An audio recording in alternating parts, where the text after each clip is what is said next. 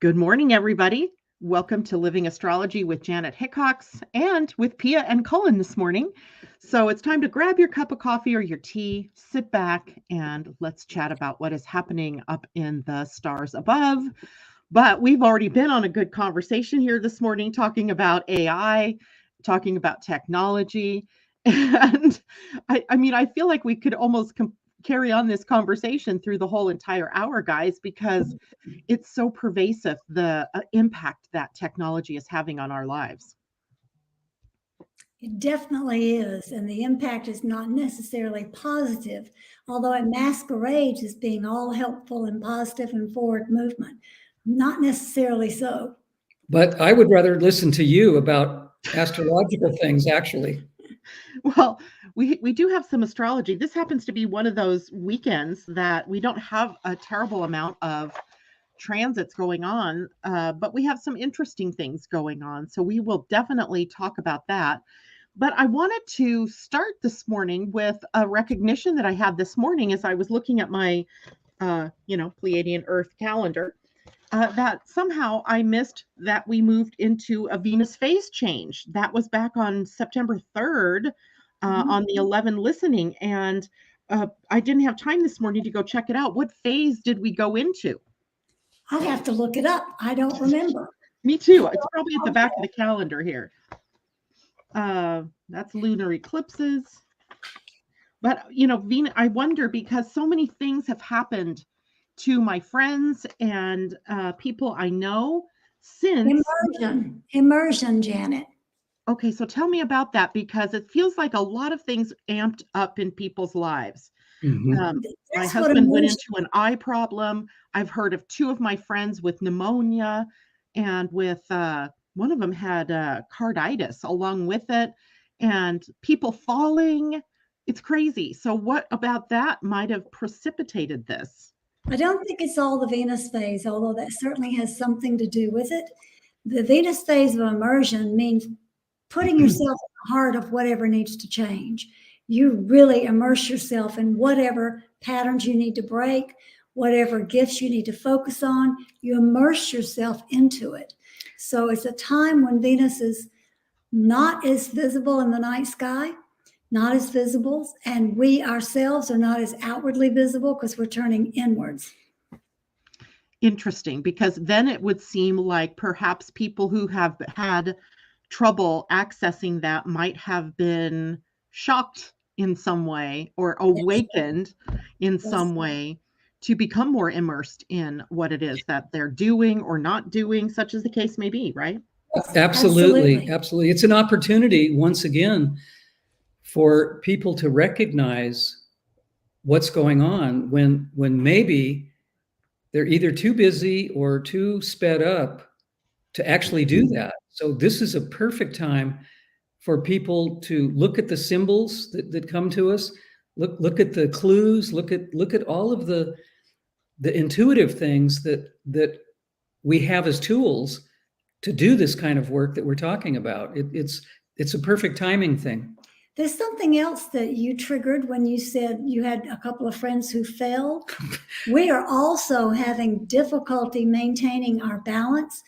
Cullen keeps banging himself around, going around corners. I'm hitting door jams, or I'm hitting, when I reach to go into a cabinet, instead of actually grasping what I'm looking for, my knuckles are hitting the door or the shelf instead of actually doing what I think I'm reaching for.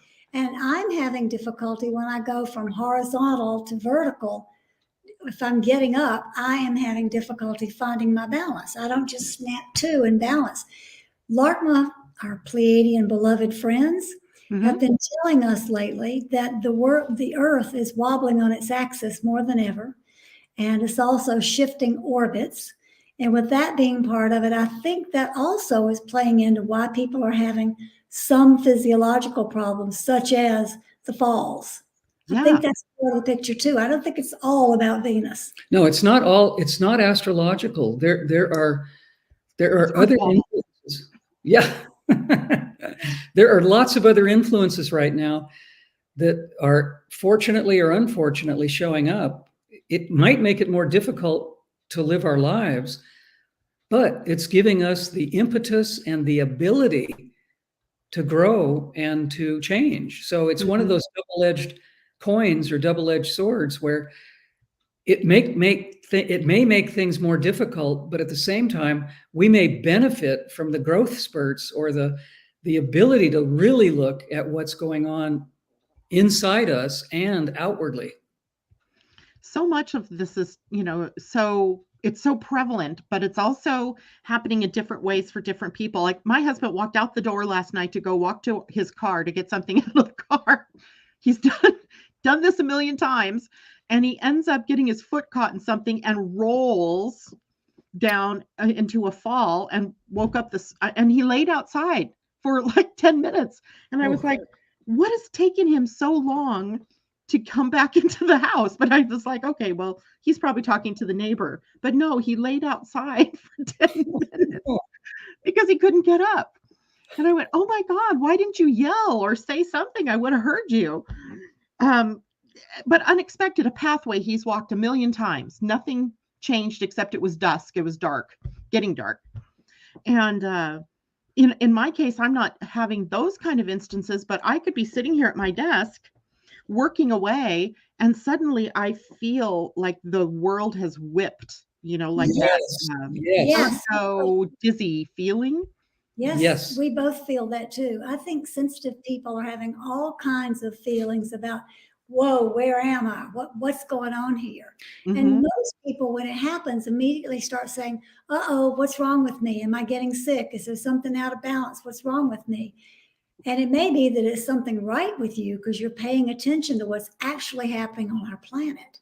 Yeah, it's I think a sensitivity that maybe we're honing in on that allows us to tune into what's, more than what we just see or what we can touch, more than the five senses bring us. Yes. That's exactly what Larkma talks about when they're speaking about this subject matter. They're saying we disagree with how humanity has labeled your five senses, and that extrasensory perception is labeled as the sixth sense. And they say we know in how we do what we do out in the cosmos, actually, we would call it your first sense, that it's actually the most important sense of all. So instead of putting it at the end of all of our senses and all of our abilities to know what's going on in our environment, both internally and externally, they want us to switch that and say, it's actually your first sense. It's the most important one to use and to look out for.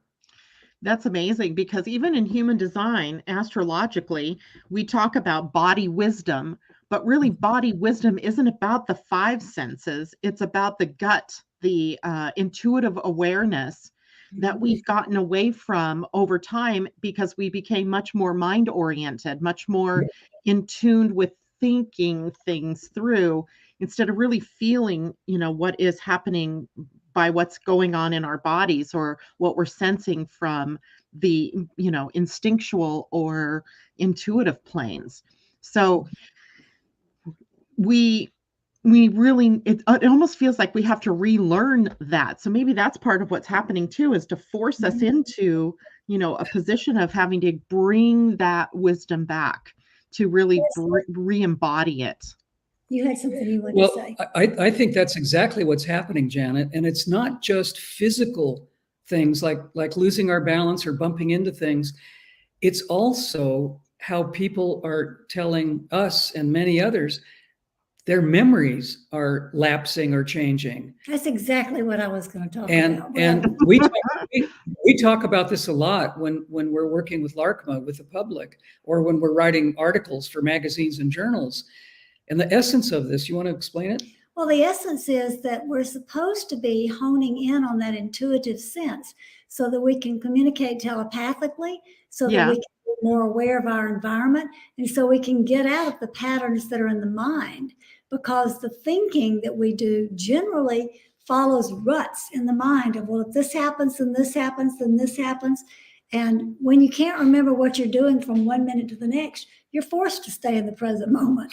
It's frustrating as can be when we think we're going to have a thought and we're in the middle of it and we forget what it is. And it's not early onset dementia or Alzheimer's. It's how we're changing, because what we thought was important, all these facts and all these pieces of information that we've collected, we thought we have to keep all these things in order. We have to know what to say or what to do. What we're being shown is a lot of that never mattered in the first place. We were focusing on the wrong things. As you said a moment ago, Janet, we need to relearn to be more cognizant or more aware of our intuitive abilities and our gut level understanding. There are so many different theories about how many minds there really are. You know, science says we have a mind in our brain. A lot of people are saying we have 3 minds. We have the heart mind and the gut mind. And some people might say, well, don't call it the gut mind, call it the will center. But we need to understand that there are many parts of us that have information to help us with. And actually, but we're trained to rely on the mental part, right? The intellectual part. And that this takes me to my soapbox, and we don't want to take me there, believe me. Technology has taken us, unfortunately, too much down the wrong path. Can I just add one thing? You may. Talking about the many minds that we have, I wanted to add in that there's one perspective also, that each one of our cells has a mind. They communicate with each other when we are actually in harmony and in balance and listening to our intuitive self. They're communicating back and forth. But if we're out of balance, out of harmony, not doing what we're supposed to be doing, they don't talk to each other. So part of this memory lapse and this building of our intuition is to get our bodies to function more. Yeah, as they were designed to function. Yeah. I mean, I was chuckling because I'm not necessarily having memory changes, but what goes on when I'm sitting here trying to do something, work on a project, right? And I go, oh, I need to go get a piece of information. So I open up a new tab to get to some new information that I need to find. But instead, I end up on some news broadcast or, something catches my attention and I go there and then I forget what the heck I was doing. Then I'll go back to my project that I'm working on. I'm like, oh yeah, that's why I went to look at something. And there's so many distractions that it's becoming a real problem. I think the world is distracting. Yes. Technology is distracting. Yes. And it does make us feel like, I think at times, like we must be losing something we're losing our minds. But maybe that's it, as it should be, in order for us to evolve. Absolutely. It's part of the re-education of figuring out who the heck we are and what's important to us. Yeah, even the animals are behaving badly. My neighbor's cat, Dude, who you just saw on my dresser over here, came in first thing this morning and started beating up my cat. So I actually have my shoehorn here because I was going to poke him if he started BS with me. And then I couldn't find my cat. So I thought, I locked him out, but then I've also effectively locked her out. So then I unlocked it so that she could get in if she was outside. But of course, he figured out now he can get in. And he's usually such a sweetheart, but he's just been ugly to her. It's terrible. This is a really good point to bring up and talk about. Animals, in some people's belief systems, are more sensitive than humans. They haven't lost their connection to nature or their connection to being alert and alive in their environment. And of course, animals would be affected maybe even more than we humans. That's absolutely the truth. Pia and I grew up with horses and dogs. We had lots of animals around us.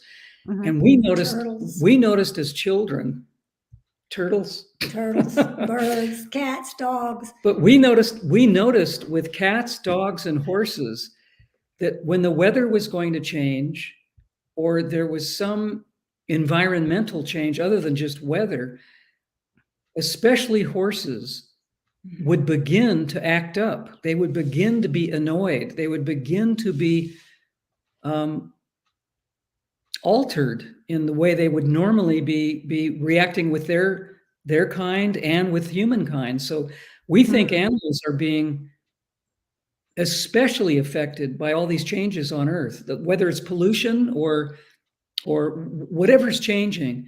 The animal kingdom is absolutely being affected. Well, you mentioned something toward the beginning of the show this morning about Earth wobble and how the Earth is changing. So it wouldn't be too surprising then that animals who definitely are more sensitive to change are sensing that change in the Earth's field of energy, the magnetic field even. Is it changing? I mean, yes, that's a possibility as well. Yeah, there's a great story or analogy about this. Whenever there's going to be a massive earthquake or a massive tsunami, there are particular species of animals. One of them is elephants. In Thailand or Vietnam or Cambodia, where there are elephants being used as worker helpers to humans, they're being kindly taken care of, but they're also helping us move things, do things. When a tsunami is going to happen, it's been noticed by many people that the elephants retreat from coastal areas. They just vamoose away from water and go into the hills.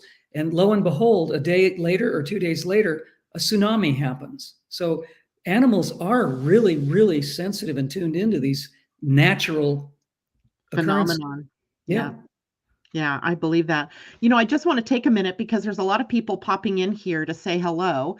And of course, I like to say hello to them back. So good morning to J-Lo and Kathleen Mallory, Pam Zaruba, Debbie Tibbetts Tumiel. I'm so glad you're here. It must mean you're home now. And Requiem for a Tuesday. Happy Friday. Christine Buckingham says, good morning. Gayla Seeger. Good morning. Kajella. Good morning. Irene from Sweden joining us this morning. Barbara Doughton. Good morning to you. J-Lo says that her sister that is a Capricorn fell a few times.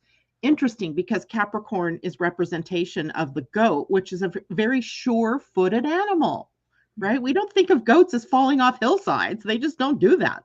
But this one's that's interesting. Could it be part of that chart? It's a possibility. Oh, she said her best friend was just diagnosed with cancer. Not surprising. That's going on too. J-Lo says, along with Leo and Sagittarius, Capricorn is noted for its longevity. Capricorn's bones, joints, and knees, however, ruled by Saturn. The planet Saturn rules Capricorn. You're a Capricorn, are you not, Cullen? Double moon and sun. Yeah. So the planet Saturn rules that sign. And so it has everything to do with form and structure. And our bones, our muscles, our connective tissues, they're all for what keeps us, being upright and keeping us all together. Otherwise, we would just, fall apart. So indeed, those things.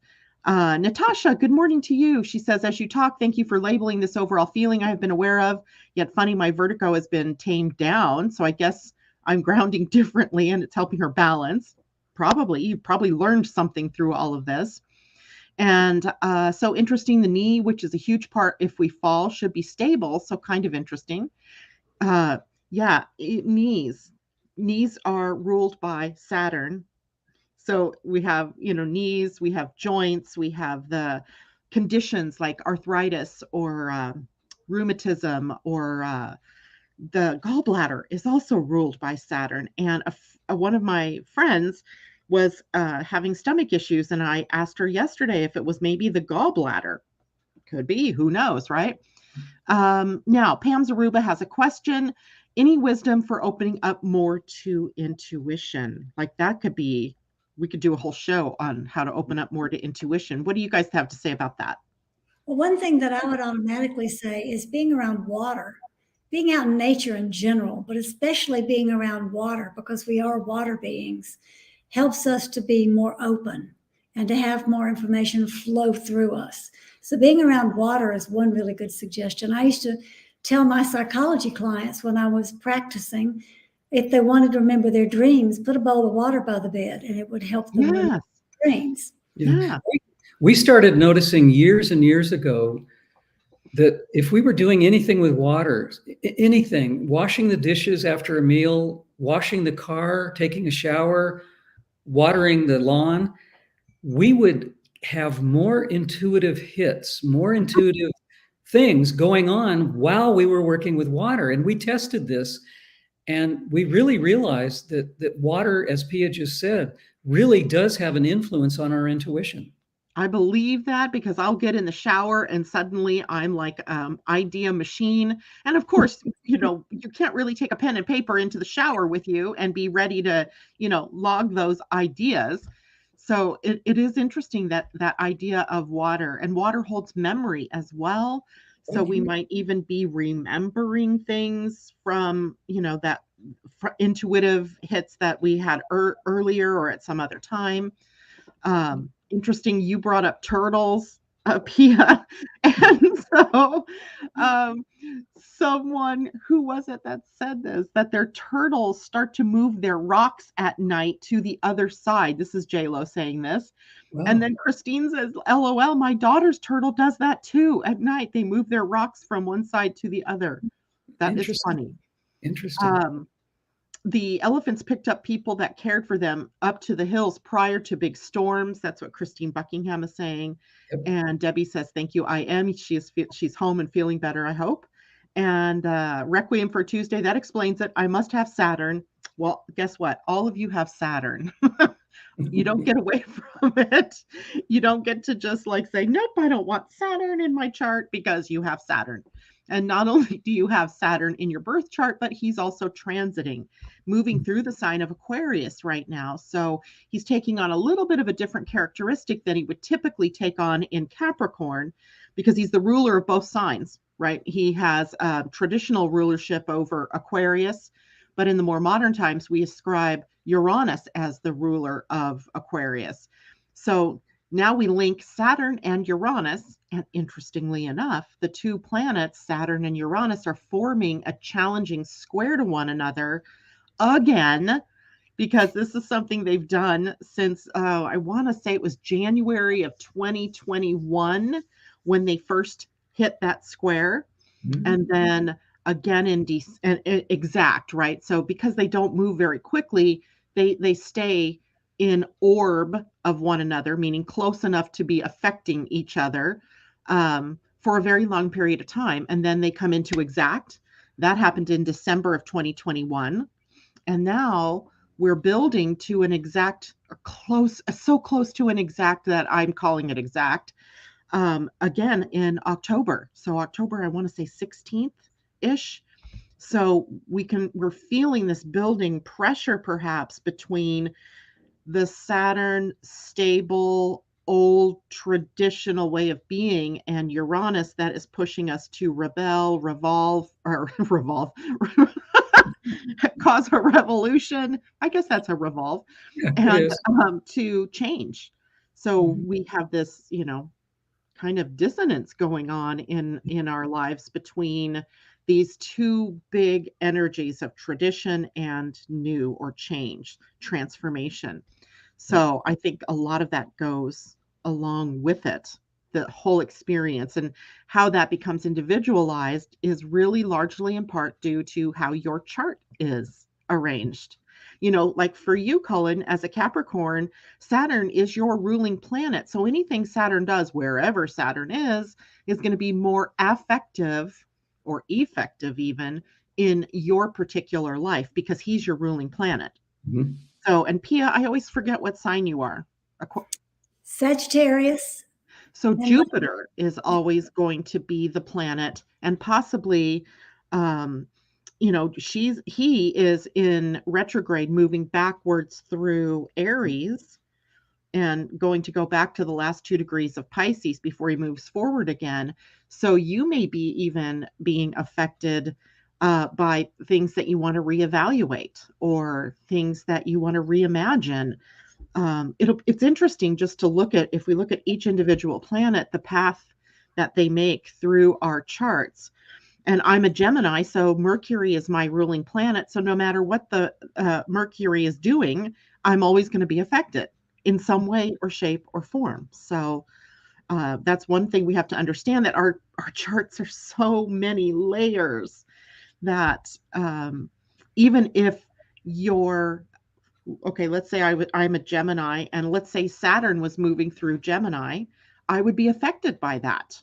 Mhm. So again, layers of things that are going on. So yeah. Now, Can we go back to, well, I don't want to ruin your thought. Go ahead. no. I was going back to, so yesterday, Tom sent me a message. Now I got to remember how he sent it to me, because he wasn't going to be able to join us this morning. And he had a question for you guys. There you are, Tom. Question for Pia and Cullen. And you are free to set this question on the stove, on the back burner for a minute, if you had something else to say. Can you and Larkma offer any suggestions and or strategies for the next few months? Or is it more of keep doing what you're doing? Thank you, he says. Okay, your thought, Cullen, and then we'll address that. Well, I wanted to go back to intuition. I think the question that was raised about what can we do to increase our intuition, and there are so many little tiny details and occurrences that happen to us every day. Little thoughts, little nudges, little symbols, little clues.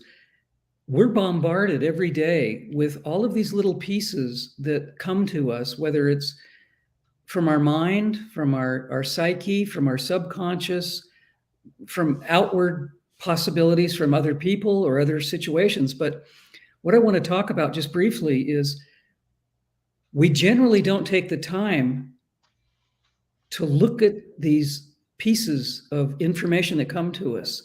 And if we do, it's our intuition speaking to us. We can monitor all of these little messages that come to us all day long, and they do in people's dreams sometimes too. But one way to increase our intuitive abilities is to be aware of these little messages that come to us. And they can be simple things like, oh, that can't be true. Why am I thinking of that? That must be something else. I'm not involved with that, or that's not interesting to me. But if we look a little bit deeper and if we listen a little bit more thoroughly, these pieces of information can help guide us. And they happen, as I said, all day long. And we just need to either be quiet enough or slowed down enough to recognize what these pieces of information are. And we often just say, oh, that can't be true, or that has nothing to do with me. But often those little messages do indeed have something to do with us. There's another way of dealing with intuition also. And I'll get a little personal here, but oftentimes I will do something or say we need to do something, and Cullen will say, why? And I'll say, I have no idea. And maybe an hour later, or maybe 2 days later, I'll say, oh, this is why we had to do that certain thing. And he'll go, that makes sense. Yeah. So it's not always a conscious thing. In fact, most of the time, I think it's not a conscious thing. It's just following what feels right in the moment, not thinking about it, but going with the feeling. Yeah. I have a tiny example. Years ago, a long time ago, I kept walking by a fireplace mantle, and there was a piece of art, a little sculpture, pretty close to the edge of the mantle. And I saw it several days in a row. And I had the inclination to move it back away from the edge. I had cats and dogs and other animals that could have jumped and knocked that little piece of sculpture off. I didn't listen, but I kept getting the message, maybe you should move this. I didn't do anything. I came home one day, and this beautiful little sculpture was on the floor, broken. Oh. If I had listened many times for days on end and moved it back away from the edge, I don't know if a cat did it or the wind did it. It doesn't really matter. But doesn't matter. You were getting the message. I wasn't listening to that message, and it was hitting me like a 2x4 up against the head. I could have listened, but I didn't. Once that happened, I started being much more careful in my life to watch and listening to these little nudges or these little pieces of information.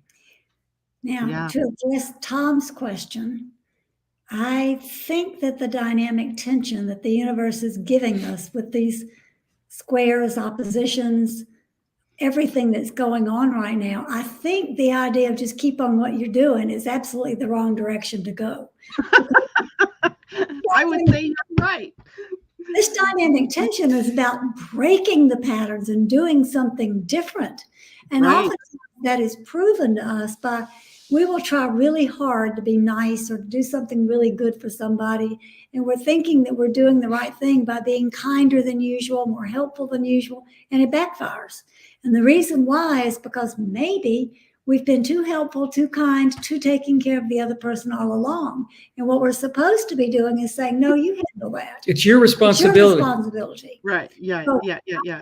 Keeping on with what we're doing is the wrong track to take, Tom. I think changing and applying new techniques and trying them to see what happens by following what we're talking about here, following the intuitive guidance, following what you haven't tried before. I think that's the pathway we're supposed to be working with. And you just said this, Pia, a key to this is utilizing our intuition, because if we're just doing the same thing day after day after day, whether it's in relationship, whether it's our job, whatever it might be, if we continue to be in a pattern or a rut, nothing's going to change.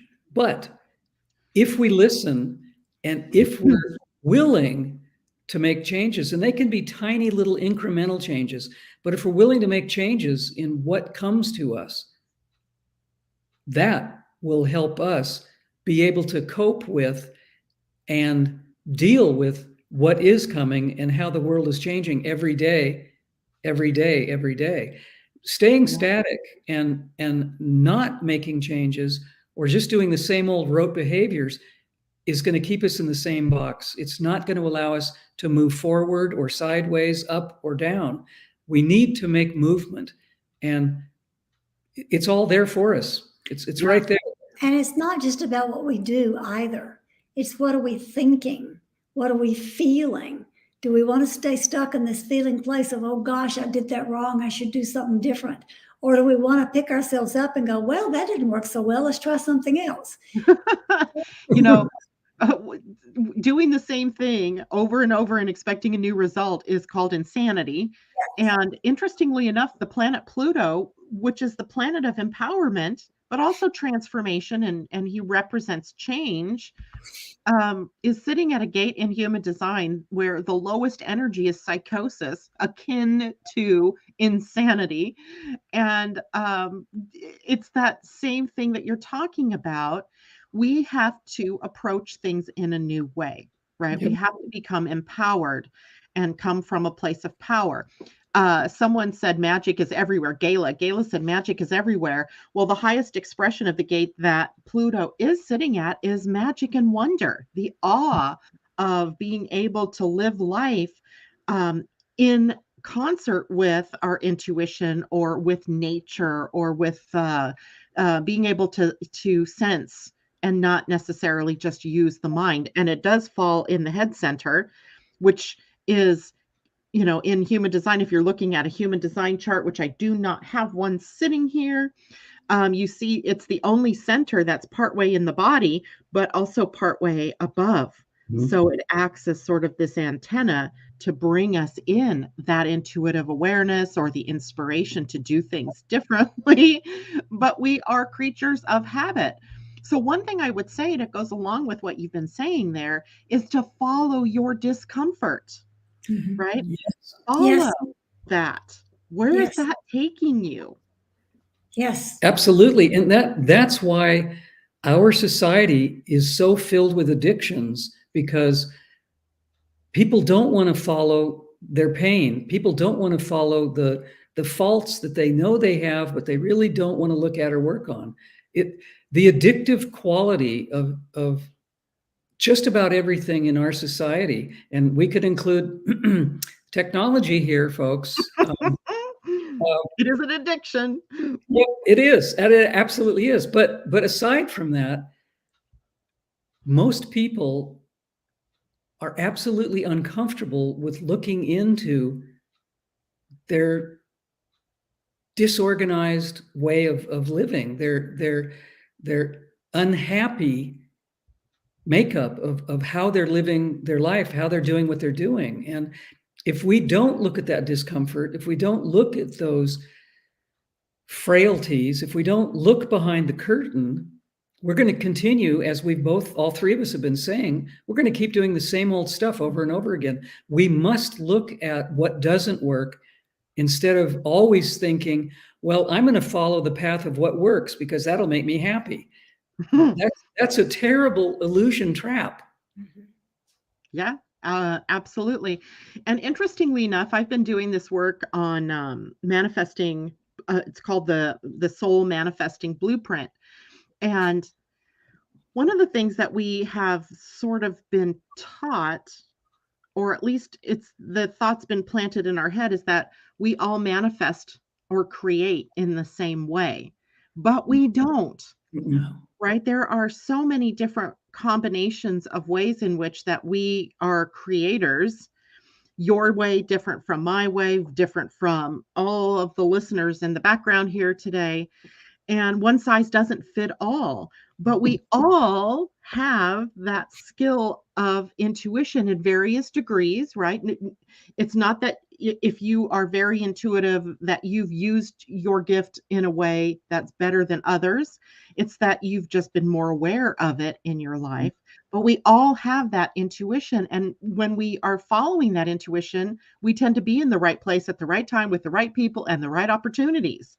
Yep. And even if it's uncomfortable for us to be there, but we're following some inner inclination, and we end up with a jewel box, right? A treasure chest of things that we might not have been in alignment with before because we were just following what we've always done.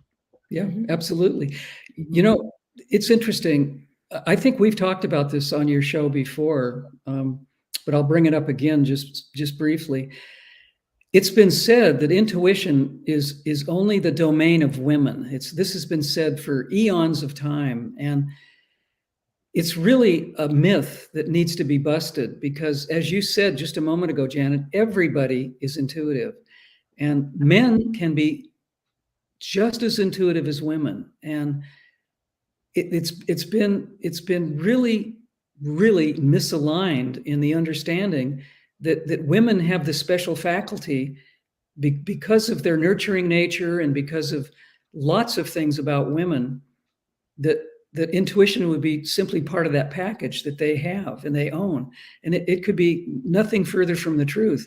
Men have the capability of being just as intuitive as women. It's part of the makeup of mixing and melding the divine feminine and the divine masculine together to create a better whole in each person. And I can tell you that many men that I know are quite intuitive. They use their intuitive abilities just as easily and just possibly as helpfully as women do. And I would have to say, I am fortunate enough to live with the most intuitive person I've ever met. And he happens to be a man, masculine. Yes. What's funny about that is that everybody on the planet has a spleen in the body, but also in their body graph in human design, and it's the center for intuition. And what made us believe, I think, that women were more intuitive is because the divine feminine is focused inward and is more in tune with the inner world, where the masculine is pushing outward, is more in the externalized expression.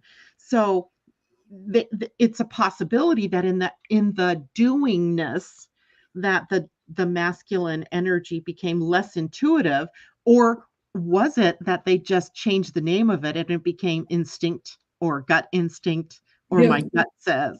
So it gave us this illusion that they weren't as intuitive, but that is, in my household, my husband is the one who is probably more intuitive. Well, his spleen is defined. He's definitely more intuitive than me. And the other day we were driving somewhere and he was like, should I get on the freeway or should I just go through town? And I'm saying, go through town, go through town. He's like, but my intuition is saying, get on the freeway. And I said, this is the time you listen to your wife's intuition. And voila, mine was right. There was a big traffic jam on the freeway if he'd gotten on that way. So, I mean, the whole point of that is that we all have that intuition. And sometimes what we are discounting in someone else is really what we should be listening to. Absolutely. Absolutely. But there's another part of this that you just brought up. Because males are generally, and I'm using that word loosely, generally thought of as the outward, the seeing things outwardly, the dealing with things outwardly. That's true to a certain extent, but because of that ability that many males have, that could also allow more intuition to come to them because they're out there doing things, seeing things, and possibly that is a hook for more intuitions to come to them because maybe they're more available in certain instances that they would be able to have their antennae up from the outside, reaching to see and feel these intuitions. Yeah. And I think that was really true before the time of the mind, right? When we got to that scientific age where everything became more mechanistic and became more mind oriented. Then we began, not just masculine, but also the feminine began to lose that connection to that inner voice. And now, you know, we've done ourselves a big disservice by doing that. It's time to reincorporate that inner voice, if you will, intuition, instinct back into our decision-making processes. But we also have to know that for some people, intuition can be more situational. So in a situation, it's telling you something, but that you may be more emotionally defined, and it's your emotions that are really telling you information on direction in your life. So we just have to know ourselves and how it is that we're designed to interact with that outer world. Yep, definitely. And I think it's pretty easy to notice that more and more people are waking up. Yes. And I think they're waking up because they're listening to their intuition. Something's not right in the world and they feel it and they're just going, okay, there's got to be something more. So they're on the lookout. Yeah. Now, Pia, you were chatting with me a little bit this morning about what is coming up. I think it's on Monday, our Monday, one catalyzing energy. And I think you said that was also where we began the year. Yes. It's so tell us more about that. It's coming in on sunset on Sunday evening is when it actually comes, because the energies always change at sunset. The first full day in that energy will be Monday. The catalyzing energy is how we started this whole year on January 1st. So it sort of set the tone for what the year is going to bring. So right here in Mercury retrograde, we're having a chance to revisit what were we doing at the beginning of the year and what did we fail to do that we needed to do at the beginning of the year. Now, the interesting thing about catalyzing energy is that it's like a lightning bolt. It has the ability to cut through all the illusion, and we feel it. We definitely feel it. So if we utilize this properly, we can become catalysts ourselves to help break through some of these patterns we've been talking about. If we ignore it, that lightning bolt might knock us to our knees. So it's a really, really potent energy. And in combination with what we were talking about the Earth's wobble, the Venus phase of immersion and going inward, being in catalyzing Earth energy for 13 days is a really good opportunity in Mercury retrograde to go backwards and look what was happening at the beginning of the year. Where did we fail to become the catalyst we can be? Where did we not catalyze the situation that we needed to? Where did we catalyze too much? Trying to be too forceful. All of this bears was looking at again. You got something to say? Well, it's just interesting that what Pia is talking about happened at the beginning of this year, and here we are near the end of this year, and we're being given this second opportunity to do this work, to re-examine what could have happened if we had made different choices. Go ahead. The other thing that's really interesting about this particular period of catalyzing energy is we're experiencing an equinox right in the middle of it. So equinoxes always trigger seasonal changes. That's the marker for the Earth that we're moving into another season. Doesn't matter what hemisphere we're in.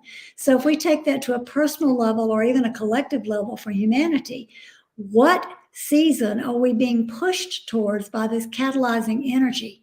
What season of our lives, what season of our evolution is catalyzing energy encouraging us to move towards? It's funny, I just looked ahead to my daughter's wedding day, which is on October 2nd. It's one choosing. That's good. Auspicious. It is auspicious. And it's also the day that Mercury changes back to direct motion, but early in the morning, and her wedding's at 4 in the afternoon. So, which is not sunset yet. So it'll still be one choosing instead of the next day, which would be 2 exploring. A much lighter, more joyful kind of energy, choosing, where we recognize the power of our choice, where we recognize that we do make a difference. So we really need to utilize this catalyzing energy for the next 13 days to see if we can discover what's our power. What do we need to do? Don't be stuck anymore. Refuse to be stuck. Refuse to feel defeated. Well, when I think about it, one catalyzing in the Mayan calendar would have been one earthquake, which the word escapes me at the moment, but that in their time period was a time of shaking up, right? A time of big changes. Their earthquake energy was Kaban, but that's not catalyzing energy. What was catalyzing? Caulk is catalyzing energy. That comes first. So we're in a Western energy of catalyzing, and then we move into, from there, we move into an enlightening energy, which is Southern, which would have been Ahau, they called it in the Mayan terminology. And then we move from there into another Eastern energy, but not Kaban. We're not in the Kaban framework yet. So if it was Kawak, then that was the symbol of the thunderstorm. Yes, yeah. Exactly. Which is more in alignment with the lightning we're talking about. That lightning. Yeah, it was kind of a picture of a big storm clouds and rain coming down. I find it interesting that the Western energies oftentimes bring things through our intuition. They bring forth changes, whether we want them or not. So this is a really potent time to get in touch with how we participate with the changes that are going to happen, whether we like it or not, and to get in touch with how we can be part of it through the choices we make. Yeah, interesting stuff. So catalyzing energy, taking us back to that first week in January. Was it actually January 1st where it began? It was, which is highly unusual. That in I wonder if I wrote anything on my calendar. Yeah. People could look back at their calendars or their day planners or their journal entries and see, what they might have been putting out there into the world. Interesting. That was also the shift of a Venus cycle. Yep. So it came in on January 1st at sunset. Here's the calendar for those people who want to look. You can see that January 1st is here. Go that way, to your left. Yep, right there, January 1st. And the energy came in at sunset. And then that would have brought us to the crescent moon, it looks like, or new moon. And new moon. New moon, Venus phase change, one catalyzing. Yep, exactly. Holy cow. That's a lot. That is a lot of energy all compacted in one small space. Yep. Yeah, and that was the Venus was transition. So, we have been set up by the universe to take advantage of all these opportunities to do things differently. So we can sit here and whine and suffer, or we can go, I'm going to get through this. I refuse to be defeated. It's really interesting. We've talked about this many times with you before, but there are no coincidences with this calendrical system. These things happen exactly in this Pleiadian astrological system exactly when they are supposed to. Looking retroactively, we can go, oh my God, look at what happened on that day.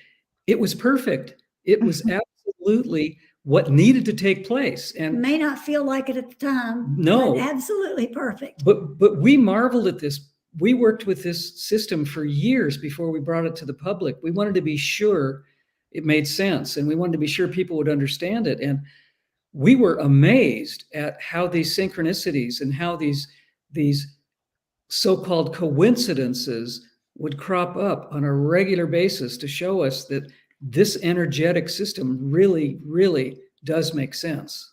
Yeah. I wonder, because that day I was driving home from Disneyland. We were supposed to have flown, but our flights got canceled, so we ended up driving down. And I was driving home that day with 5 of us in a car, 3 of which had COVID. Mm-hmm. I never got it. And my daughter, who was with me, we never got it. But my husband ended up with it. I guess there were 6 of us in the car. And yeah, I don't want no, we're not wanting to repeat that one in our family. So, but what it did was create a change in how we were all interacting for at least the time being. Yes. As, everybody had to quarantine, and yeah, it was funny. But I don't want to do that now. Thank you very much. You don't have to. You've already No. had the experience. It doesn't need to repeat itself. No repeats, please. Now, let's look at October a little bit. I know next month we'll actually be able to dive deeper into it, but I just by chance turned the calendar to look at October and was quite shocked at all. I shouldn't be, because October is always a month in our human design where the sun is moving through all the gates on the spleen center, which is the center of time, health, intuition, but they also can trigger fears because the gates are all in the shadows, are all fears. And so I'm looking at October going partial solar eclipse, full moon, new moon, that's usual, a Venus phase change, a Venus sign change or point change, and a collective shadow cycle begins. I think we should do a whole show on what's happening with Venus and how Venus in the Pleiadian-Earth energy system really has a lot to say, and then pull in what Venus is doing from the Western perspective with the human design and do a whole show about Venus in October. And do you think if we do it at the regular time, so we would meet on the 21st, 7 illuminating, that's a great day. That would be the day before the Venus star change and the Venus phase change, so we can sort of let people know what to look out for, what to experience. Perfect. Yeah. Perfect. So on the 21st, that's what we'll plan on doing is the entire show we'll do on Venus and Venus phase change. Yep. Phase change, and what did you call it when she's changing from, so she's moving to Libra? Venus star change and Venus phase change, and the Pleiadian perspective of why Venus is so important to us here on Earth. That's a little different from the Western perspective of Venus, either in our natal chart or moving through transit. It's a little different. So look forward to that, everybody out there. Now we only have a few minutes left, so unless there's something else you two want to talk about or that Larkma has given you to chat with us about, I want to talk a little bit about the weekend's transits, because there are a couple of upsetting, up and down, sort of, as usual, kind of energies. And we start the weekend with the moon in Gemini. So one of my favorite placements of the moon, because we get to have these conversations. We get to talk about possibilities. We see things from a more curious point of view. Like, I wonder what would happen if I went left instead of right. I wonder what would happen if, right? And then we choose maybe something a little different. So the moon's providing that for us both today and tomorrow as well. And then on Sunday, the moon early in the morning, my time, so a little after midnight, moves into Cancer. And that brings things back home. right back to family and our traditions. It's very emotional. It's emotional water. So we have the possibility of, deeper connection with one another, but also emotional ups or downs during the ending day of the weekend. Now, from the perspective of planetary motion, because of the time, I'm just going to talk about the two biggies. Venus squaring Mars today. And to me, this is creative energy. Venus and Mars, when they come together in any way, shape, or form, it tends to bring up some kind of creative, if it's an impulse or creative ability, but it's also filled with tension. So the tension between the divine masculine and the divine feminine, and it's that tension that often drives or breaks into some kind of creative energy. So be watchful for that. It's probably something that's already been on its way into your awareness. Tomorrow or today is the actual square, and then we have probably the next couple of days as they move apart from one another. At the same time that's happening, we also have the sun in an opposition to Neptune. So that is a time of introspection, or at least introspection is more favored than, doing things outwardly. But we can also attempt to move forward in some way, and then it gets met with confusion or in some kind of disillusionment. So we may have to slow things down. Like if we have this creative engine running, but yet we have this sun in opposition to Neptune, we may have to take baby steps, slowing down our creative energy just a bit so that we can see what the impact is of each of the changes that we make. And then on Saturday, well, we have as well today the moon conjunct Mars. That's emotional blowups. I don't think there's anything I can leave out here. So watch for confrontation or conflict. The moon, when it comes into contact with Mars, can bring up the potential for saying or doing things that we didn't mean to say or do, or what we say or do gets misinterpreted by the other person. So be very mindful of how you're out there in the world, how you're interacting with people, because you never know what might be the trigger that causes a blow up for you or for another person. Tomorrow, Saturday, we end up with the moon in a square to the sun. It is the closing square. We had the full moon last Saturday. This Saturday, that means we are in the last quarter moon. It is a crisis of consciousness, right? It's a crisis point in our round of intention setting that started back with the new moon. And now we're at a point in that cycle where we might have to change something up here. We might have to think differently. We might have to look at our beliefs or our philosophies about what it is that we were trying to create in a new way. So if anything is blocking you, it's not the actions that you're taking, but your beliefs, right? You might believe that you are blocked in some way. You might believe that you're limited by something. You might believe any number of things, or be thinking in a pattern that brings that up to the surface. So that is most of what is going on tomorrow. And on Sunday, Mercury in retrograde will oppose Jupiter. I kind of like this one. This is a time for us, Sunday, the moon will be transitioned into Cancer. So it does, bring the energy into a little bit more of an internalized focus. And it might be a great time to refine ideas. So if you have an idea, and I have like all of these things running through my head right now. Mars is in Gemini, so it's already triggering a lot of ideas for everybody. So refine the big ideas, right? Refine them, distill them down. It's a process after all, right? This isn't, doing something in one moment and it being completed. This is the process of honing in on what it is that you want to do. So refining and reimagining and reworking or reevaluating, all of those words come up on Sunday as we are, looking at our bigger picture and what are the little steps that are going to take us to that end result. So there we go. J-Lo, funny you said that, Janet. I started fixing some paperwork because I felt I would need it. Pow, the feeling hit when I received a text from a Pisces. That's interesting. Which my sun sits in the 12th. It's hidden indeed. Let me see if there are any other questions before we leave. Pam Zaruba says, yep, she lives with 3 highly intuitive manifesting generator guys. Very busy household, lots of masculine energy running around.